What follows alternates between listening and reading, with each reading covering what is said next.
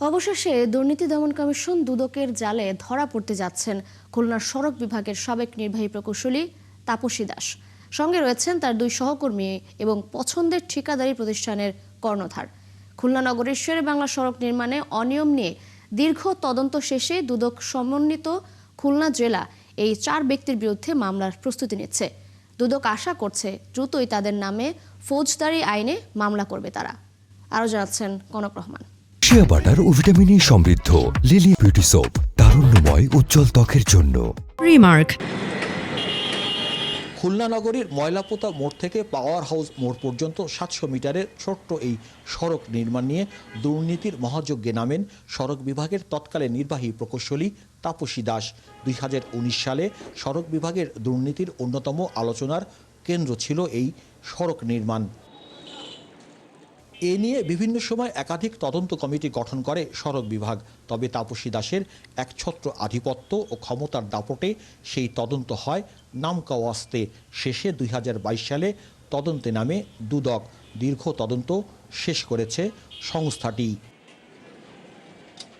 দুদক বলছে কাগজে কলমে 40 মেগাপে স্কেলে সড়কটি নির্মাণের কথা থাকলেও করা হয়েছে 20 থেকে 23 মেগাপে স্কেলে। সড়কে কংক্রিটের ঢালাই, মিশ্রণ, নির্মাণ সামগ্রী সবই অপ্রতুল ও নিম্নমানের হওয়ায় 1 মাসের মধ্যেই সড়কের উপরের অংশের ঢালাই উঠে যেয়ে খানাখন্দের সৃষ্টি হয়। অথচ প্রায় 6 কোটি টাকা ব্যয়ে নির্মিত সড়কের স্থায়িত্ব হওয়ার কথা ছিল কমপক্ষে 30 বছর। দুদক বলছে তৎকালীন নির্বাহী প্রকৌশলী তাপসী দাস, উপবিভাগীয় প্রকৌশলী মোহাম্মদ আব্দুল মোমেন, উপসহকারী প্রকৌশলী মুশিউর রহমান ও প্রভাবশালী ঠিকাদারি প্রতিষ্ঠান রানা বিল্ডার্সের স্বত্বাধিকারী মোহাম্মদ আলমের যোগ সাজশে অনিয়ম ও দুর্নীতির এই মহাযজ্ঞ চলে। সড়কটি নির্মাণে অর্থ আত্মসাৎ, ক্ষমতার অপব্যবহার ও অসদুপায়ে নিজে যেমন লাভবান হয়েছেন, তেমনি সহযোগীদের লাভবান করেছেন তাপসী দাস। আমরা যে রেকর্ডপত্রগুলো কালেক্ট করেছি সেই রেকর্ডপত্রগুলোর প্রেক্ষিতে আমরা একটা রিপোর্টিং করি কমিশন বরাবর। আমাদের প্রাপ্ত ফলাফল যেটা ছিল বা আমরা যেটা পেয়েছি ফাইন্ডিংসটা আমরা তুলে ধরবো। তারপর পরবর্তীতে আমাদের কমিশন যে নির্দেশনা দিবে সেই নির্দেশনাগুলোকে আমরা বাস্তবায়ন করব। দুদক জানিয়েছে মামলার সুপারিশ করে অনুসন্ধান প্রতিবেদন ঢাকা প্রধান কার্যালয়ে ইতিমধ্যে পাঠানো হয়েছে। কমিশনের অনুমোদন পেলে দ্রুতই ফৌজদারি আইনে ব্যবস্থা নেওয়া হবে। কনক রহমান, 71, খুলনা। দর্শক, সাবেক নির্বাহী প্রকৌশলী তাপসী দাস ও দুর্নীতিগ্রস্ত কর্মকর্তাদের ব্যাপারে আরো তথ্য জানাতে আমাদের সাথে যুক্ত হচ্ছেন সহকর্মী রাজু হাওলাদার। রাজু, দুর্নীতিগ্রস্ত কর্মকর্তাদের বিরুদ্ধে দুদকের মামলার কার্যক্রম কতদূর এগোলো এবং তাদের বিরুদ্ধে বিভাগীয় কোনো ব্যবস্থা নেওয়া হচ্ছে কিনা জানাবেন।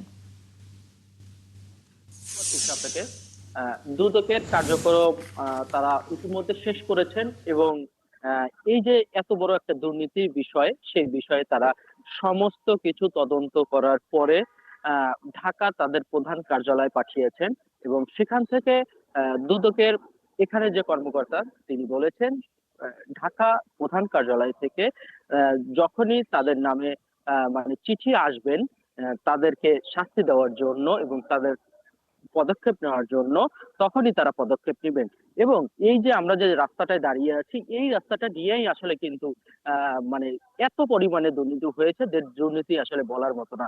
খুলনার যে প্রাণকেন্দ্র ময়লাপোতা মোড়, শেরে বাংলা রোড মানে হচ্ছে ময়লাপোতা মোড়। এই ময়লাপোতা মোড়ের হচ্ছে খুবই একটা সুন্দরতম একটা জায়গা এবং এখান থেকেই সারা খুলনা শহরে মানুষ যাতায়াত করে এবং সৌন্দর্যমত একটা জায়গা। তো এখান থেকেই 2019 সালে এই কাজটি শেষ করেছে সড়ক বিভাগ এবং তখন সড়ক বিভাগের প্রধান নির্বাহী প্রকৌশলী ছিলেন তাপসী দাস এবং সেই তাপসী দাসের আরো 2 সহকর্মী এবং তাদের পছন্দের ঠিকাদারি প্রতিষ্ঠান এই কাজটি শেষ করে 2019 সালে। তখনই দেখা যায় যে এই সড়কটি 700 মিটারের একটি সড়ক, এই সড়কটি নিয়েই এত দুর্নীতি হয়েছে।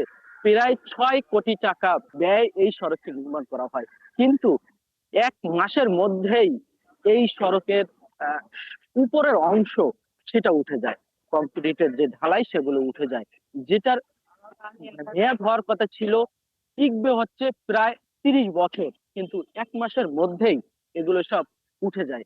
যে কারণে 2022 সালে দুর্নীতি দমন কমিশন দুদক পুনরায় তদন্ত তৈরি করে এবং এটা নিয়ে অনেক লেখালেখিও সে সময় হয়, যে কারণেই দুদক 2022 সালে শুরু করে এই পর্যন্ত আম, এই 4 জনের নামেই তাপসী দাস এবং তার 2 সহকর্মী এবং তাদের পছন্দের ঠিকাদার রানা বিল্ডার্স এর নামে দুদক আম, মানে দুর্নীতির অভিযোগ খুঁজে পান এবং এই দুর্নীতিই তাদেরকে এখন অভিযোগ এনেছে দুদক তাদেরকে শাস্তি দেওয়ার জন্য। এবং দুদক আশা করছে স্বল্প সময়ের মধ্যেই ঢাকা থেকে তাদের নামে রিপোর্ট আসলেই ফৌজদারি মামলা তারা শুরু করবেন। এই সড়কটি নিয়েই ছিল সেই এত দুর্নীতি, যে দুর্নীতি আসলে বলার মতো না।